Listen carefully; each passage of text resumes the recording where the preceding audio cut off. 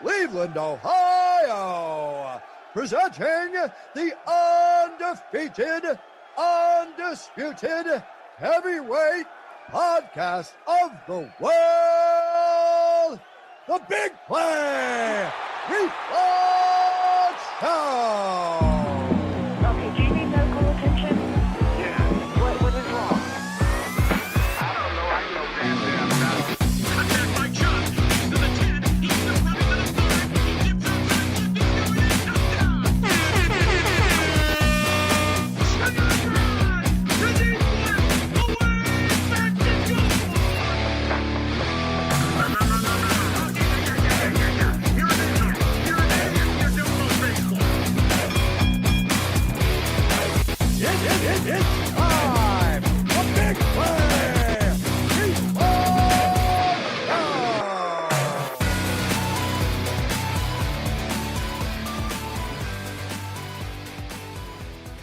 Happy Monday. Welcome to the Big Play Reflog Show. I'm Gabriella Cruz alongside Nick Padone, Chris McNeil, of course, our star Reflog, and Boom back in studio, our producer today. How's everybody doing? What's going on, Gab? Not too much. I've got plenty of drinks today, you guys. We got a little coffee, got our little Nirvana. Look at that. Nirvana. Man, packed show coming up for you guys. Packed day. We'll have Jake Trotter coming on in just a couple minutes, but how about the Browns releasing how Cade about York, that? trading for a kicker? Chris, what were your thoughts when you saw that go Breaking down earlier news. today?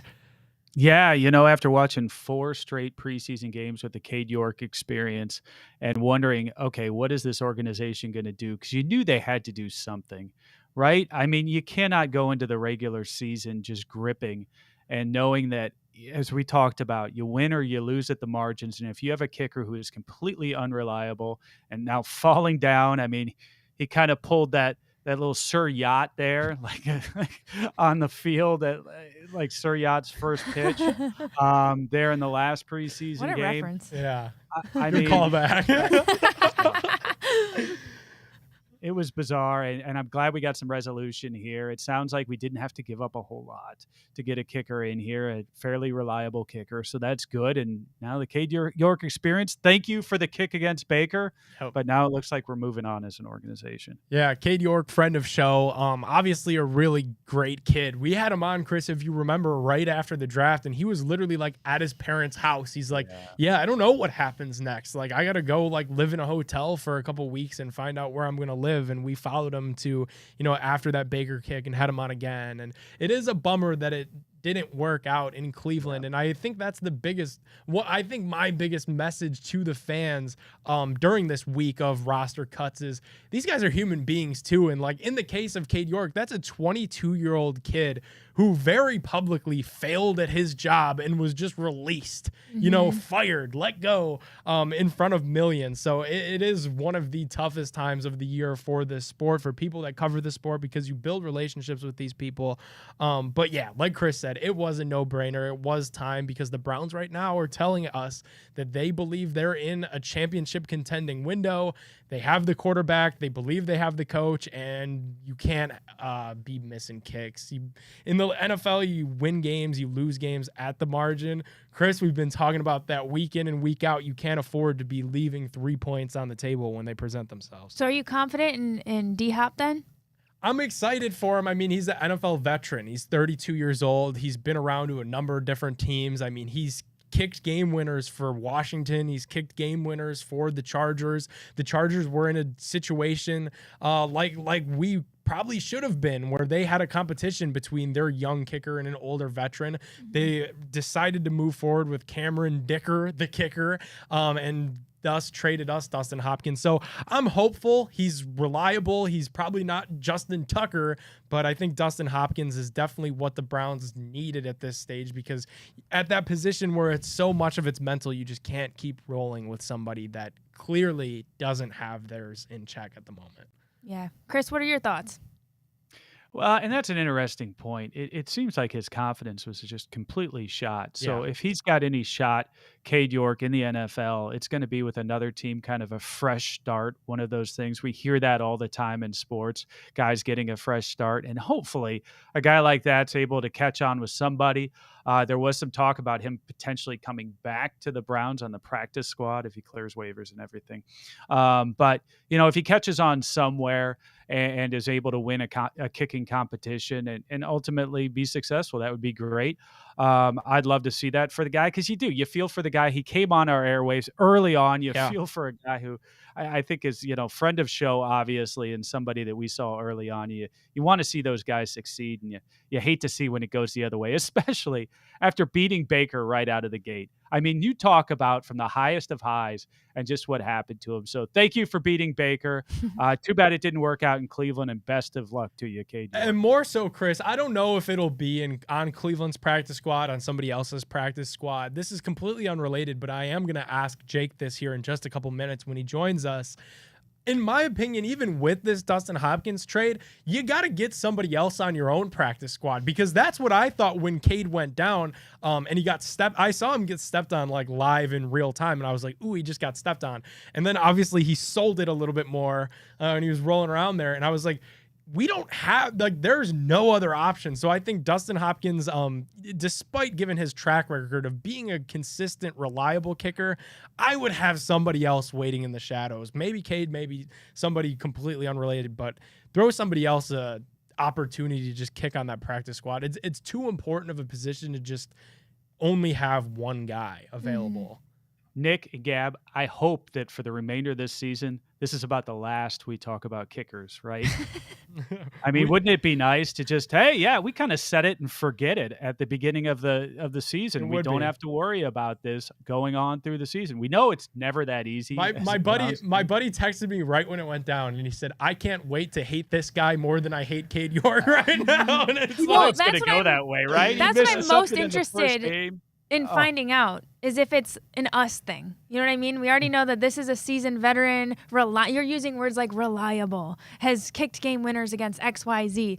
My biggest fascination is going to come to the realization, or not, if it's just us.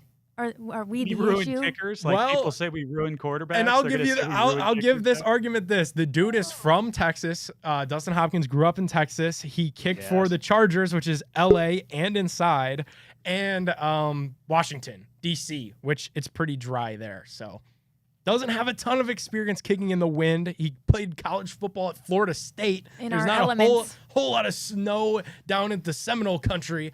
But I think we are going to be talking more kicker here, Chris, with our next guest.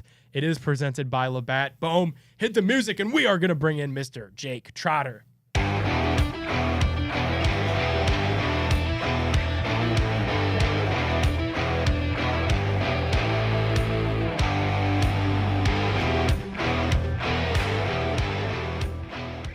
All right, welcoming in our featured interview brought to you by Labatt, Jake Trotter, beat writer for the Browns for ESPN. Welcome. We already saw the cut of Cade York.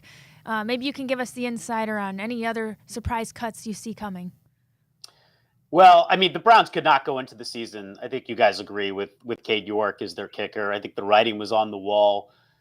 They wanted to give him every opportunity. And I think before the Kansas City game, I would actually say, after he made that field goal with 4 or 5 minutes to go, that if the game had ended then Cade York would be Cleveland's kicker. Yep. Wow. Against Cincinnati. But I think just another miss made it untenable, and the tenor changed. I mean, you heard Kevin Stefanski go from after the Philly game saying, this guy's our kicker.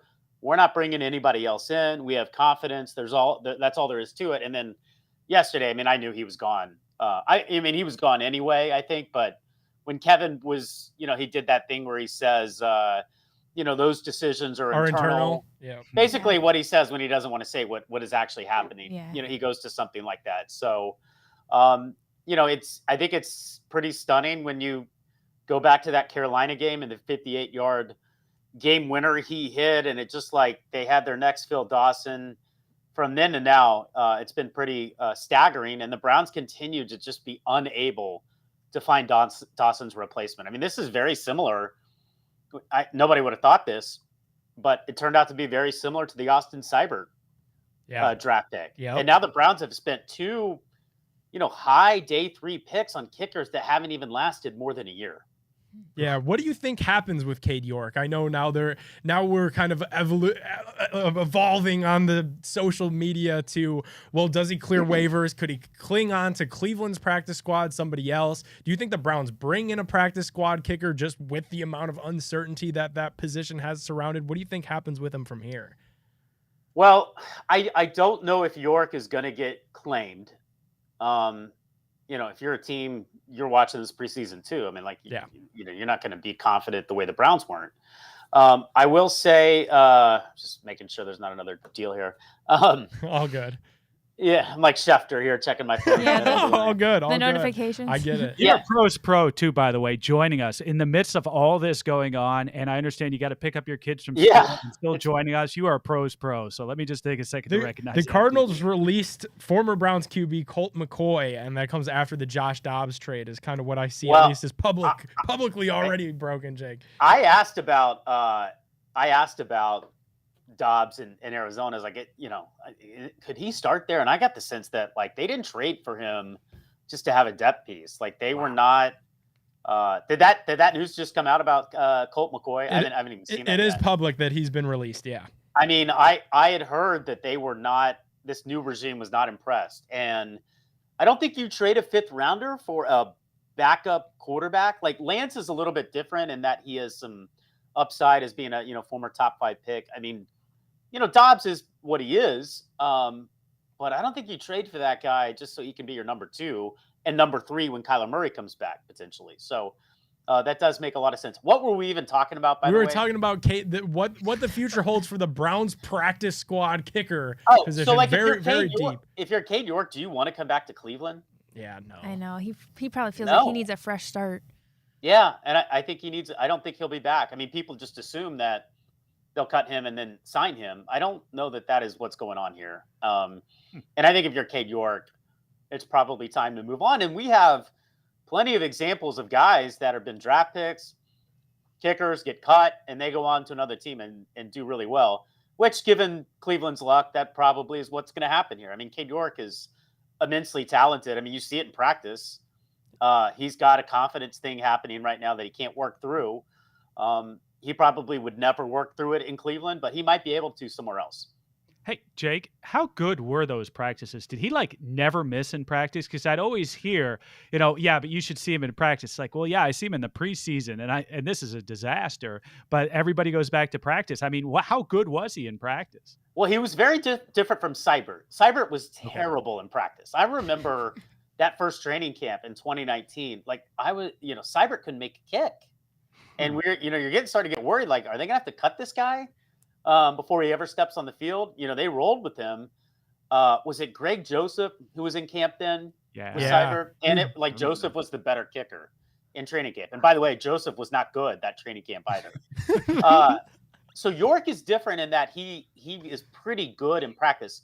I will say, this would have been a week ago. So this would have been Tuesday of last week.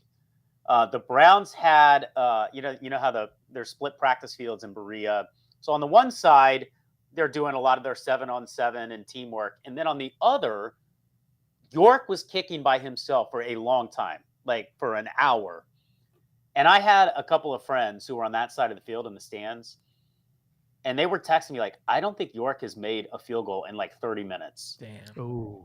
And I checked with some people who were watching that were not fans, and they were like, it was a total disaster. And I think that there were some people that matter that were watching that. So that couldn't have given the Browns any confidence either. So it's not like he was just, he was Justin Tucker in practice, but definitely was, I think, good enough and just has not been able to, I guess, work through the mental issue. I mean, they have not given a specific fundamental issue that is plaguing York. I think at this point, it's just because he's missing it in all different directions. He's falling down now. I mean, it's been a catastrophe for him. And I think just it starts with mentally, he's just not able to get it done right now. So what are your thoughts? What are your thoughts on some people blaming the place holding? Oh, yeah. Yeah, I mean, it's not always going to be perfect. It's you're going to have to adjust. But I mean, I've asked and I haven't been the only one to ask over and over and over again, like, is it the snap? Is it the hold? Is this Ace Ventura? Like, what is going on? And that has gotten shot down every time. Like, it's really, this is the kick. The issue is with the kicker. It's not with the holder. It's not with the snap. It's not with anything else. Jake, we saw Andrew, get a little active yesterday. Everyone was clamoring RB3. Who is it? Probably not on the roster. Made the move to get Pierre Strong Jr. from the Patriots. What did you think of that? And then do you think that that could be a position that Barry kind of continues to look into, or are we confident that Pierre Strong Jr. is the third running back going into Cincinnati's game week 1? It might be the number 2 running back, Wow. by the way, Yeah. just because Yeah, we have not seen Jerome Ford on the field in a long time. This was the type of player that I was told they were going to add, really going back to the summer. They weren't going to get the type of guy to play ahead of Jerome Ford. So, Dalvin Cook, Ezekiel Elliott, that was never anything that they were interested in. But I think they wanted a different type of back than what they had on the roster. This is where Demetric Felton, I think, is going to have trouble making the team, or he might make the team initially and then get traded shortly thereafter. That's a guy to watch if you're looking for somebody else to get moved here pretty quickly. In that they sort of have that player in Elijah Moore, right? Like Elijah Moore and Jakeem Grant to some extent before the injury. But, Elijah Moore is going to play that role. I think that's pretty clear. And, Demetric Felton, I think, could help another team as a returner, kind of versatile playmaker. But I think that for their third back, they don't want kind of a similar player to Elijah Moore. They want, more of a 3-down guy, like, a veteran, but with maybe some explosiveness, which Pierre brings. So he fits the type of back that they were looking for. Although I got to be honest, like I can't think of one play that I've seen him play in. It's going to be interesting to see what he looks like out there. But just based on, talking to Mike Reese, who covers the Patriots for ESPN, it sounds like he fits the description of what they, I think, have been looking for. Go ahead. I was just going to say, how about Deshaun? What do you think he looks like now compared to this time last year? Boy, I don't even remember what he looked like this time last year. That was like such a blur. You're becoming one of us. You've been here for too long. I'm like, everything. What year was Blacks that? it out. I will say that, I think he's had a good training camp. I don't think he's had a great training camp. I think that his performances in the games have been encouraging, but, it was one series against Washington where he threw for 12 yards, and then he was playing the second and third teamers for Kansas City. So, he should do what he did in that game. He should move the ball. That was a really pretty pass to Njoku. And you see that stuff in practice all the time. It's just, you see that, and then you see inconsistency. He'll have really good days and really bad days. And so you don't really know what you're going to get from week to week. He'll say that, you guys don't know what we're working on. Maybe that's why we didn't have success, for example, on the second joint practice day against Philadelphia, where he got absolutely dominating according to every account that I've read. I was not in Philly, but basically everyone I talked to who was there just said it was not good. And I've even gotten the sense that internally, it might be a little slow. The passing game might be a little bit slow. And they're going to have to lean on the defense and the running game to carry them early. So we'll see if that's actually the case. I know they want to be a passing team. I know they want to throw the ball 40-something times a game. It's just, how is it going to look? And, is this team ready to make that transition? Is Deshaun Watson ready to be his 2020 self? I don't think anybody knows, including on the team, until we see it on the field week 1 against Cincinnati. Obviously, Marquise Goodwin coming back has to be decent news for the passing game. Do you think that there's an odd man out in that receiver room now? Is there any chance they keep 7? I know there's a lot of fans of our show that are also fans of Austin Watkins Jr. Anything that you've heard in that regard in the receiver room? Yeah, so on my 53-man projection, which I had to release as soon as the final whistle happened Saturday. That's tough. So the Grant injury messed that up because they were going to keep, I think they were going to keep 7, but the 7th would have been Grant because he would have handled all the return duties. So now it's probably 6. I just did 7 because I didn't have time to revise it. I think it's going to be 6. I was always under the impression that Goodwin was going to be back in time. Now, I don't know that he's going to be a big factor the first couple of weeks of the season because, he hasn't practiced since June. We'll see how long it takes for him to get back. So if you ask me today, even though I had 7 on my projection, I would probably go 6 receivers. I think the question is that an extra defensive lineman? Do they keep, an extra linebacker? I'm not sure. I don't have a great sense at this point where like that spot is going to go because I do think the Grant injury prompted them to kind of rethink the composition of the 53, not just the players that were going to make it, but like, okay, we've kind of got an extra spot now. We're going to keep it at receiver. We're going to move it to the defensive line. I think that spot is in flux right now. I feel pretty good about, maybe the first 50, 51 guys I had on that projection. The last 2, it's just kind of, it's going to depend where they keep that extra spot. And I don't know how that's going to shake out yet. Definitely. As far as DTR is concerned, how much did his performance in this preseason and what he's shown throughout camp give the Browns that comfortability to say, you know what, if they're floating an actual real 5th round pick in front of us for Josh Dobbs, like we got to do it and DTR is the 2? Yeah, so the day of the trade, Kevin Stefanski officially named Dobbs their number 2 quarterback. And Stefanski is usually not that direct with his personnel. So it was interesting he said that. That trade came together like that afternoon. Yeah. Arizona, if you notice, made 2 other deals that day. I think earlier they made the Isaiah Simmons trade to the Giants. I mean, they were wheeling and dealing that day. So that had not come together until the afternoon. And I think the Browns were fully prepared to go into the season with 3 quarterbacks. But DTR has outplayed Dobbs this preseason, number 1, not just in the games, but in practice too. And then for the Browns, we were just talking about roster spots. It really is an advantage if you keep 2 quarterbacks. So you have 2, right, and then you have 1 on the practice squad. They were going to have to go into the season with 3 because you can't cut DTR. Somebody would pick him up, sign him to their active roster. The same is true for Dobbs. So not only do you get a 5th round pick, and this team needs draft picks, they don't have very many, and you also get an extra roster spot, which is going to help special teams. It's going to help, depth at another position. So I think it was a no-brainer.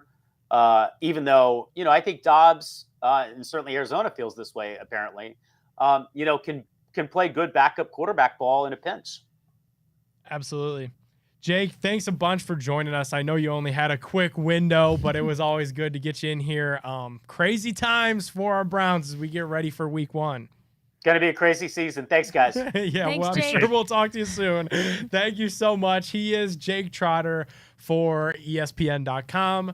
Follow him on Twitter at Jake_Trotter. But I feel like we got a good perspective there, guys, as to what the Browns are thinking as they whittle down this roster. I believe by Tuesday, tomorrow at 4 o'clock, they got to have this thing down to 53 guys.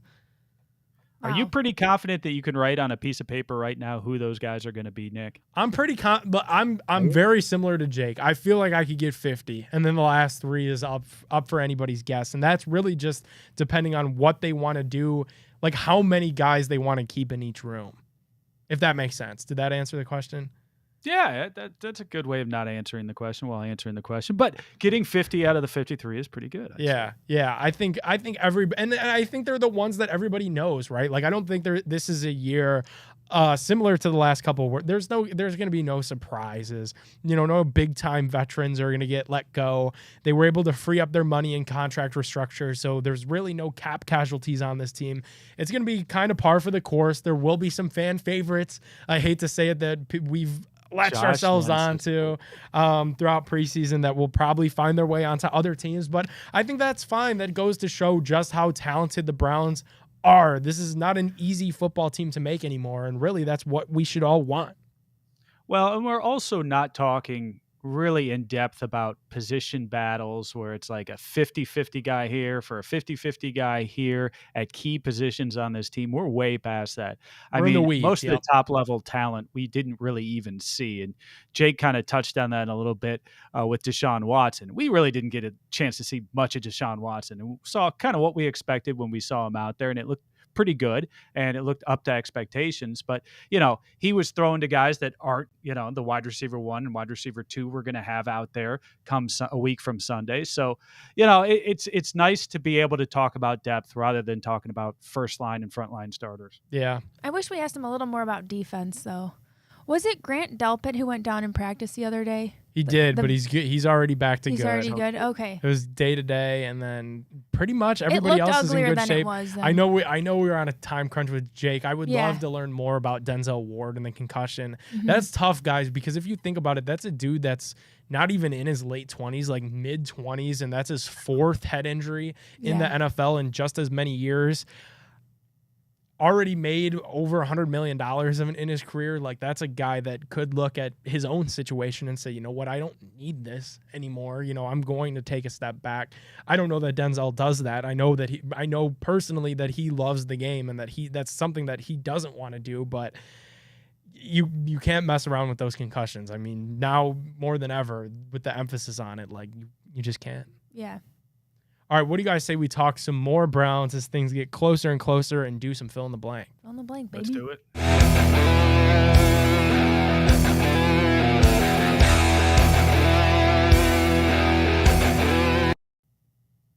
Alrighty. With cuts due tomorrow, the bubble guy I'm pounding the table for is, I think I know yours, Nick. As we get closer, I would like to see them keep Diabate. I think you need a linebacker. You saw the special teams linebacker 51. I'm not even going to attempt to pronounce his last name.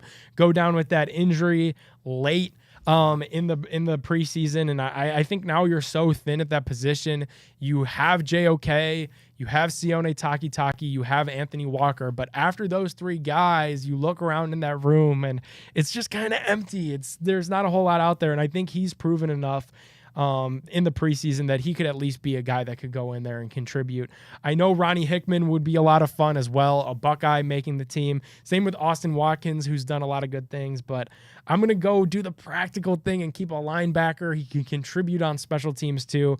I think he also, of these guys that are kind of fan favorites on the bubble, I think he has the best chance of actually making the Browns come tomorrow. So that's what I'm going to ride with, Diabate in that linebacker room. Chris? Well, you touched on my guy there a little bit, Nick. Austin Watkins. I like the flash. I know that this team may not keep 7 wide receivers, as we talked about, but I like all the flashes we saw of him this preseason. He's my Josh Lentz. He gets the Josh Lentz Award for this year because he's a guy who I fell in love with, and I'll probably end up forgetting about halfway through the season. But at this moment, I've got to have as much of him as possible, and I want him to make the roster. So let's go. Let's have him make the roster. Let's make it work out here in Cleveland because I'd love to see him playing for us on Sundays. I just think, he brings a lot to the table. He's quick. He's got hands. He's flashy. He's fun. Yeah. We need some of that. We have Anthony Schwartz. That project's moved on, so I kind of like over. This project. It is officially Experiment. Jover. We haven't even mentioned that name,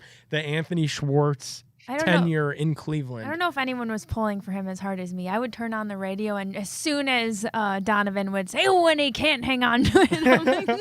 You just love runners. If they're a runner, you're all over it. Track and field, yes. Sign up, Gab, right? He's making us look bad. He's making us look like we're not all-around athletes. I wonder what happens with him. I know we were talking with Jake about what He's happens another with young Cade York, but another dude that talent. could maybe cling on to somebody's practice squad. I think Cade York probably has a little bit better of a chance than Schwartz just because we've seen it with Cade. Like, he made a 58-yarder against the Panthers, whereas with Schwartz, we never really saw it at all. It was one time. It was one time. No, I'm with you, Chris. He's the classic meme of the record player sitting there. Does not work, but would be fun to fix. Yeah. And if somebody has that kind of creative mind that they say, yeah, I see the potential here. I see the vision with him. Maybe I can get him fixed. And if he goes to like a Bill Belichick team, that would really worry me. Andy Reid, I don't think he's going to end up on any of those squads, but you end up with a coach who has a history of making something out of guys and maybe thinking about things a little bit differently and more creatively.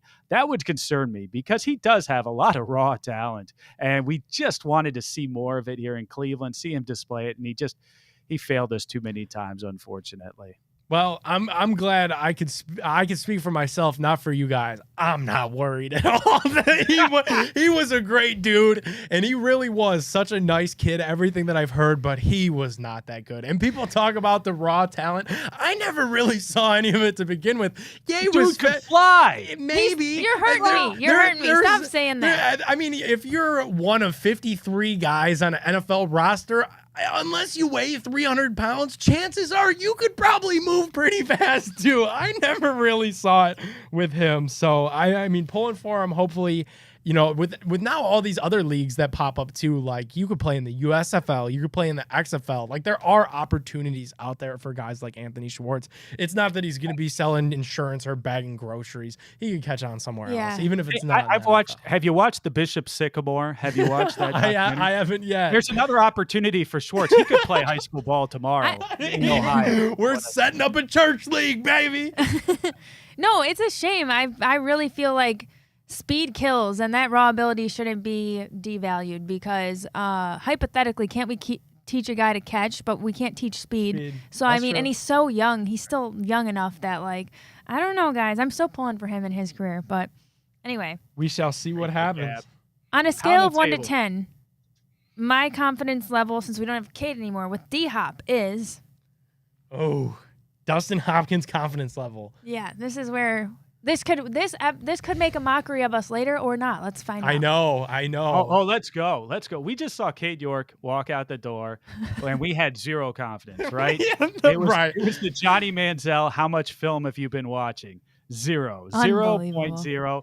This new guy walking in, it's totally fresh start here in Cleveland. Welcome. I got a confidence level of 10 in this guy. Let's go. Let's get after it. When we talk about winning at the margin, you are the margin, my friend. Step in here, make your kicks, get us a couple extra victories we wouldn't otherwise have, and boom, we're in the playoffs. Let's go. Welcome to Cleveland, Dustin Hopkins. How about that? I like it. I mean, Chris just cut a better promo than I ever can, so I'll say this. I hope to hell that that's right. I hope he's right, because if not, I think this is a year, seriously, where they'll just do the, you know, it's not, they just told us all that they don't have time to let anybody learn on the job. Cade York was 22. This guy's 32. You know, you've been around the block, and if you can't get it done, see ya. We're going to be on to the next, you know, so I don't know if this is going to be a very hot jersey buy in Cleveland anymore at that kicker position, because if it's not Dustin Hopkins, it's going to have to be somebody else. He's been in the league since 2013, so he has been around for a very long time, and I hope it works. Okay. I will say proceed with caution, because the other team was looking to get rid of him for a reason. So yeah, proceed. You don't got to tell us. We're always proceeding with caution. The Buckeyes took record the boat this year across the river, across Lake Erie right here, and we burned it. So there's no going back. There's no Cade York. This is our guy. Make it out. Yep. Got to. Period. All right, the Buckeyes record this year will be 12 regular season games. Plus 2 playoff games. 14-0. Let's go. We eat at the big table when it comes to college sports. You know, the Ohio State Buckeyes, we are at the head table when it comes to them. We sit kind of at the kids' table when it comes to the NFL. So I am Mr. Confident when it comes to the Buckeyes. I don't care who our quarterback is, whether it's going to be McCord, whether it's going to be Brown. It doesn't matter. We've got a wide receiver room that looks like an NFL wide receiver room. We've got a defense that's much improved. We've got guys like Steel Chambers coming back. I'm really excited about this Buckeyes squad, and I really think that this is a squad that can compete for a national championship. By the way, as they should every single year. That is the expectation in Columbus, Ohio. And hopefully this is the year that Ryan Day and company get it done, beat Michigan, win every game after that. Yeah, I mean, that's pretty much what the season is going to boil down to. Chris, I don't know if you saw that I had a little DM insider action where someone I missed it. guaranteed, dare I say, to Venmo me a decent chunk of change if this source is wrong, that the quarterback is actually going to be Devin Brown. This is a new source that I'm trying out. I'm not trying to say I'm some plugged in Buckeyes insider, but I will say Buckeyes insider Nick Padone. I do have a nice Venmo check coming my way if Devin Brown is not the starting quarterback for the Ohio State Buckeyes. With that said, we have said with the Cleveland Browns, because they've kind of said that they're going with a dual quarterback thing for the first few weeks, so that could get a little dicey. So, yeah, maybe I need to go back. That leads me to my point of filling in this blank of record prediction for the Buckeyes. And I think if I've learned anything following the Browns as a fan, covering them as a member of the media for a short amount of time, I've learned that if you have more than one quarterback, it means you don't have a quarterback at all. I'm going to say the Buckeyes go 11-1. With that one loss coming, the last one of the year, and it squeezes them out of the playoffs against that team up north. No. I would love to be wrong. I would love nothing more. But until I see it, I've seen Michigan, Jim Harbaugh, the nose picker, the khaki wearer, absolutely march into the shoe and dismantle these Buckeyes. I can't pick them to be 12-0 season of dreams when I don't even know who the quarterback is, and September starts this week. I can't believe you just went out. It is not even September yet. We are in August, and you're calling a loss to Michigan. Maybe I could change tunes once I see who the quarterback is.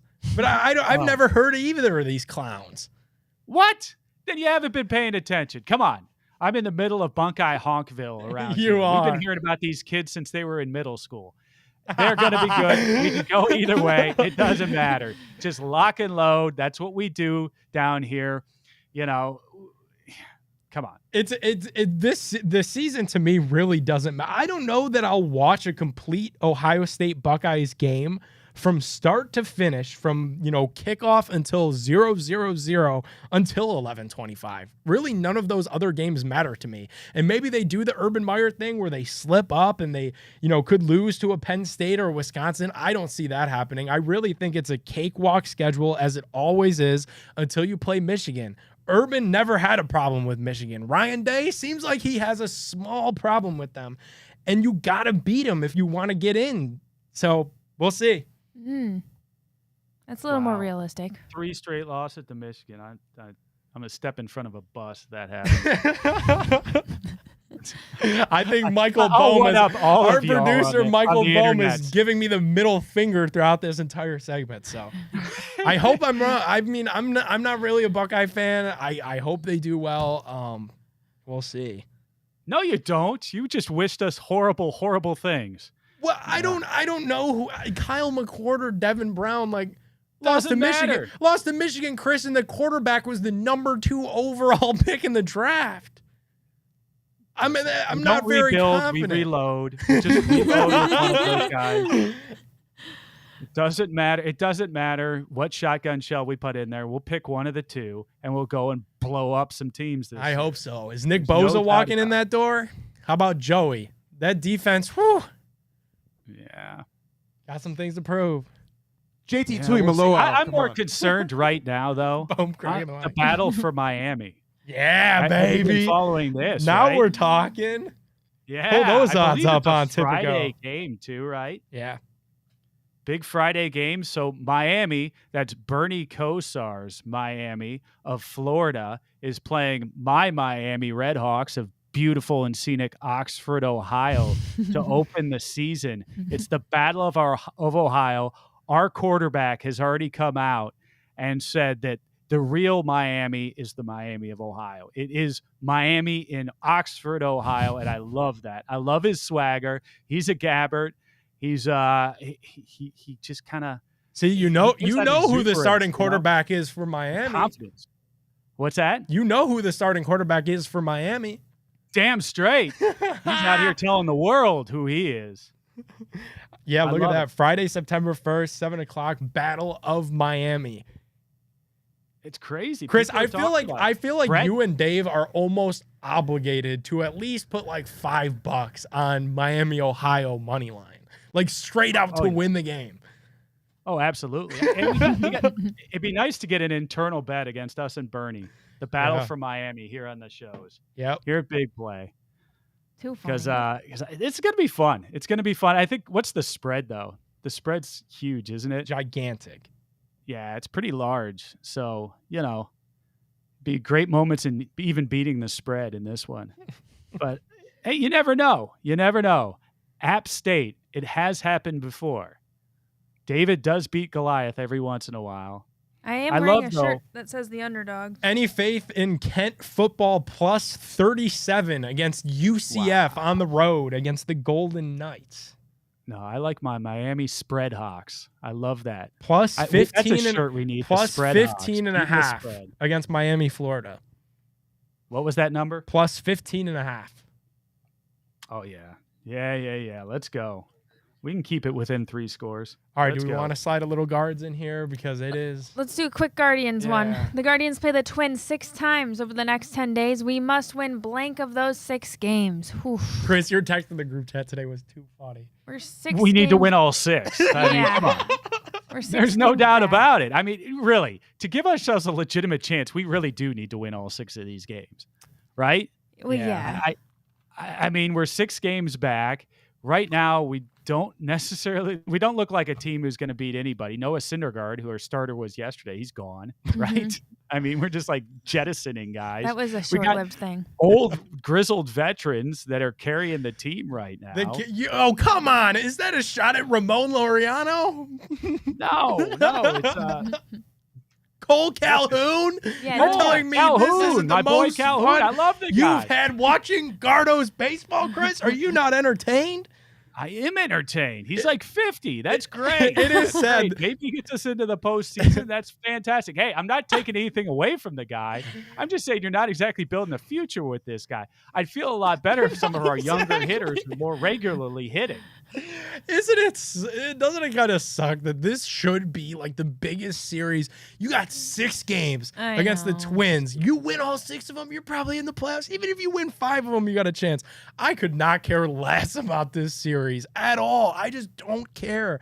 It's football season. They've given me so little optimism that they could win 5 of 6 of these games, let alone all 6. I don't see it happening. Yeah, this season kind of was a buzzkill so far. Do you think Tito's going to retire if we're able to come back and win and go to the playoffs? I think playoffs changes everything. If they sneak in the playoffs, it's all about his health. Come on, you think it's over regardless? Yeah. I think it's really a health concern for him because I think he loves nothing more than baseball. He is a true baseball guy. Yeah. That's Tito, right? Yeah. He loves being around the game. He loves leading these guys. He loves the young players. He loves the older players. He loves everything about baseball. He would just live, sleep, eat baseball every day for the rest of his life if he could. And I think his health has gotten to him to the point where people are saying, hey, Tito, you really just can't. And I think his body's telling him the same message. Otherwise, he'd continue. So even if they make the playoffs, even if they go to the World Series, no matter what happens on the field, I think, unfortunately, Tito's going to move on. And Sandy Alomar is going to step in, right? I don't know. What's nice is with all of this, I don't know who steps in next. I haven't even had enough time to think about it. I hope Tito stay in the organization in some capacity. Like I get you can't be out there managing every day. Be in the front office, just be around because I think his expertise, his experience, and just his overall personality as a leader, I think is needed in that organization. So even though he probably won't be managing after this year, I hope they find some sort of role for Terry Francona as we progress. Love you, Tito. We love it's Tito. not. We were acting like he's officially retired. It's not I'm in official. denial about it too. Yeah, I haven't even been able to conceive. I'm the same way. Yeah. Hold on to that hope, Gab. I know. All right, Boom. What do you say we hit some bets?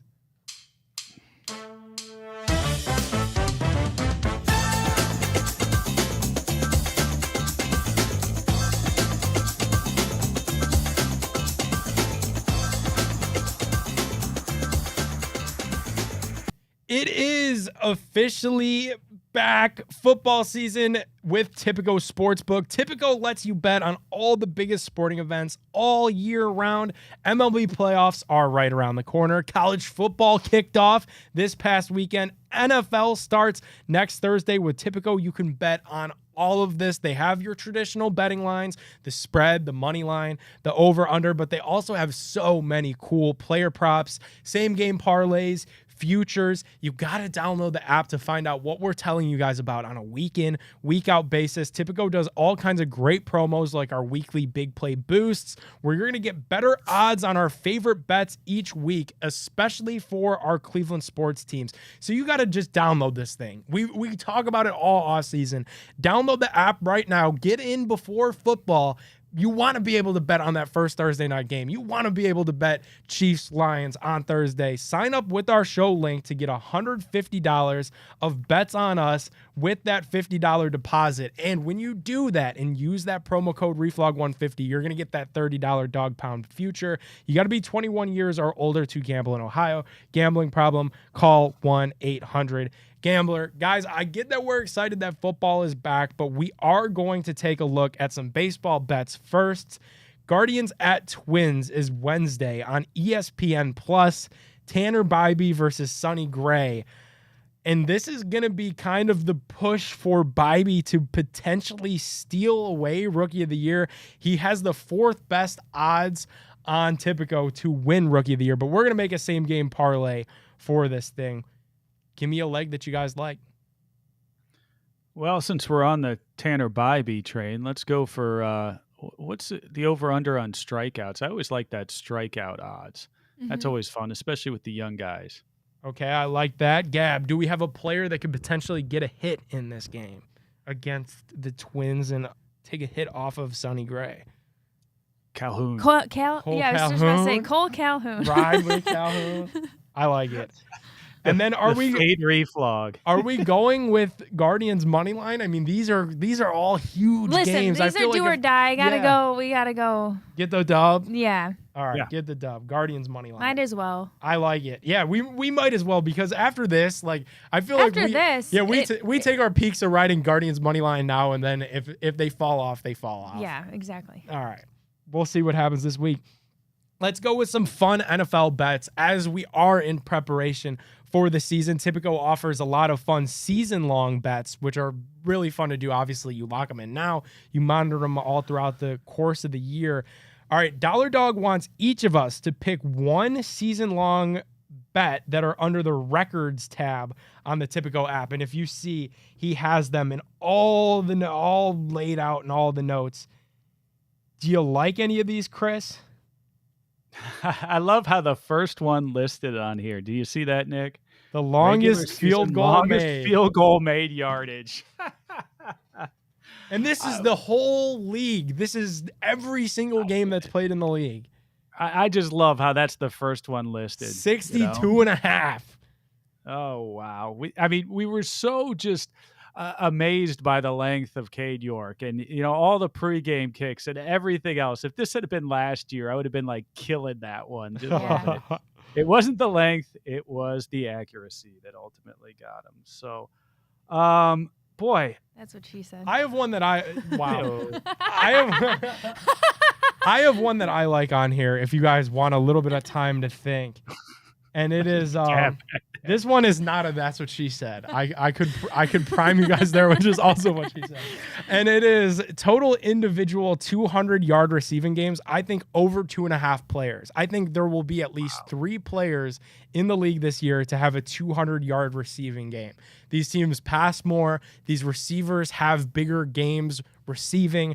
I think 200 yards anymore, we're going to start to see it become a little bit more commonplace. I think 2 is such a low number. We'll at least have 3 guys do it throughout the course of the year. Okay, I'm going to give you one with our defense and so much of the focus being on defense. I know we've invested a lot of money in that defensive front, but I'd like to highlight some of the corners. And I'm looking here at the most individual defensive interceptions. This goes back to our whole conversation about winning at the margins. One of the ways that you do that is by causing turnovers, right? And we're going to need turnovers if we're going to be able to compete in this division. So I'm kind of willing this one to happen. So that's the one I'm going to go with. What the hell? Let's put the spotlight on our secondary, have them get some picks, turn some ball games around so that our offense gets the ball back and we can score. That would make things a hell of a lot easier. It also take some of the pressure off our kicking game, so our new old field goal kicker doesn't have nearly the amount of pressure that Cade York was obviously feeling. I mean, hey, man. Why not? Andrew Berry said on the broadcast that they brought Jim Schwartz here to create turnovers, to have guys play freely. It would be so much fun if they could finally do that, because that is something with Joe Woods, like all 3 years of Joe Woods.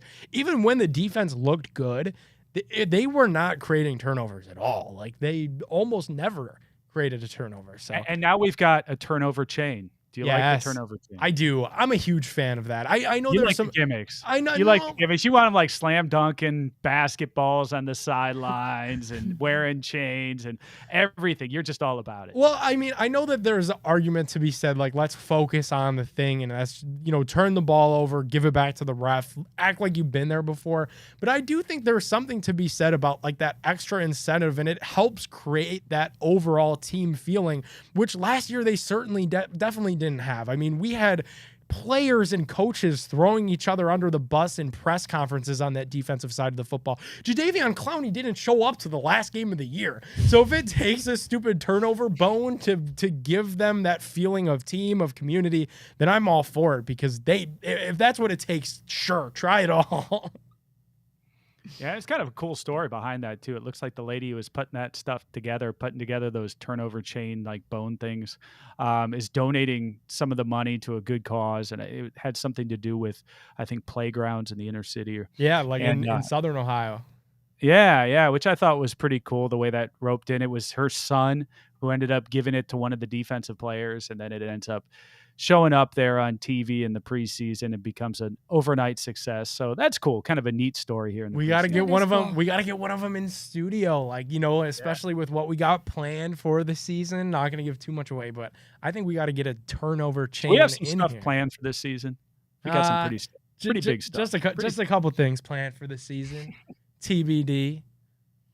That's right. It's going to be a big season. It's going to be a big season for us. It's going to be a big season for the Browns. Got to get after it. What would you say, Chris, bigger season for, Big Play or the Browns? Oh, gosh. Who has more on the line this year? Who has more pressure on them right now? We're only in our second year. That's right. You get at least 3 years, right? Right. We're not in the hot seat As yet. we sit on the very same day when we have one of our first produced shows going on Bally Sports. With the Bobby Carpenter show tonight at 11 o'clock, immediately following Guardians action, from what I understand. So kudos to Bobby Carpenter, Anthony Schlegel. That's going to be a great show. It already has been a great show. Now everybody's going to get a chance to see it in 6-7 million households, which is what the distribution is on that. And that's just fantastic and great for the show. Great for us. There's more to come both from the shows and also from us for Browns games as well. So a lot of fun stuff, Nick. Stay tuned. All right, that's enough there before we give too much away. Next bet, Buckeyes spread is 29 at Indiana. The 29-point favorite on the road. Over under for that game is 59.5. Does Ohio State cover the 29-point spread? Last year, Ohio State won 56-14. I'm still wrapping my mind around that we're opening with a Big Ten team. Different. It just doesn't seem right. We should be playing, Toledo, a directional Michigan, something along those lines. We shouldn't be opening up with Indiana. I know Indiana is essentially a MAC team at this point. It just still doesn't feel right. Yeah, and this line is crazy. I mean, minus 29 over under 59.5. This looks like some of the high school lines that I've been putting out so far. Big boy versus a small boy. I'm going to go ahead and say the Buckeyes with the flux at quarterback. I'm at least going to give you a little bit on this one, Nick, that maybe it takes us a little bit longer to kind of figure out, find our mojo when it comes to the quarterback position. Maybe the offense isn't clicking as much as it should against an Indiana. So I'm going to say Indiana, Pride Hoosiers. I'm going to say they beat the spread. Whoa. The Hoosiers cover. The Hoosiers cover the spread. 29 on Indiana. How do you feel about this over under 59.5? I almost get the feeling that if if they want to get this 59.5, a big chunk of that has to be Ohio State, right? Like Ohio State's going to have to do the Racking up majority points. of the 60 points. So I'm going to go under on that. I'm going to say Indiana cover under. or Indiana beats the spread and then goes under 59.5. I'm not saying it's going to be a close game. Ohio State's gonna roll, but there's just not going to roll by 29 points, probably 28 points or something like that. Yeah, we'll see. Something to keep an eye on there. I like it. Let's go to the Big Ten championship. The Buckeyes are slight favorites to win the Big Ten at plus 155. Would you put money on Ohio State winning the Big Ten this year? They're plus 155. That team up north right behind them at plus 175. But I think Ohio State plus money to win the Big Ten, that's a solid bet always. Yeah, I'd agree with you. And I already said they're going to go 14-0, so of course I got to take this bet. Yeah, I love it. Plus, Ohio State to win Big Ten.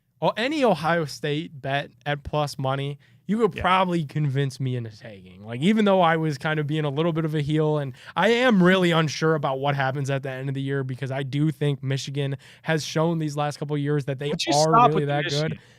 That's enough. Do not bring it up anymore. That's it. Enough Michigan.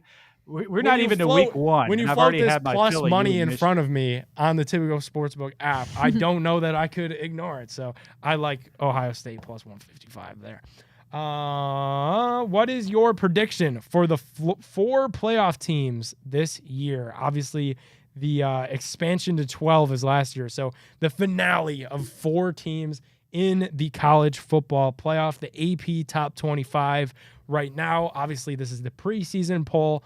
Georgia 1, team up north 2, Ohio State 3, Bama 4. I'm going, give me Georgia, OSU, Alabama, LSU. You don't find that certain team up north in my Final Four there. No Caleb Williams love, USC? Nope. And let me tell you a dark horse, too. Texas. I'm starting to buy some stock in Texas all of a sudden. So my buddy Chris, my buddy Jack Settleman, who we've had on Big Play before, he said he's looking for someone to put $10,000, a $10,000 bet on Texas versus Alabama. He is that confident in Texas this year. Whoa. He thinks they're back, and he's trying to find a taker to put $10,000 on it. I said I like them as a dark horse. I know, and he's coming out. So that's what I'm saying. There are a lot of people that like them as a dark horse, but yeah, to straight say upset Alabama, he is confident. So you're not the only one with a little bit of faith in Texas. Yeah, we'll see last year in the Big 12, right? And we'll see if they go out strong. All right, and then the final bet of the show. You guys ready for this? Oh, Chris is. Miami, Ohio at Miami, Florida. Chris, I'm taking it with you, baby. Plus 15.5. The Spread Hawks. The Spread Hawks to win outright. That's what I want to see. That's what's going to happen. Let's go, Gabbert. Let's lead our Red Hawks out there on the field. Make me proud. Go, Red Hawks. Beat the spread. Beat those Hurricanes. OH, baby. Sorry, Bernie. You still matter. I'm on it too. Red Hawks plus 15.5. All right, guys. I think that's a show.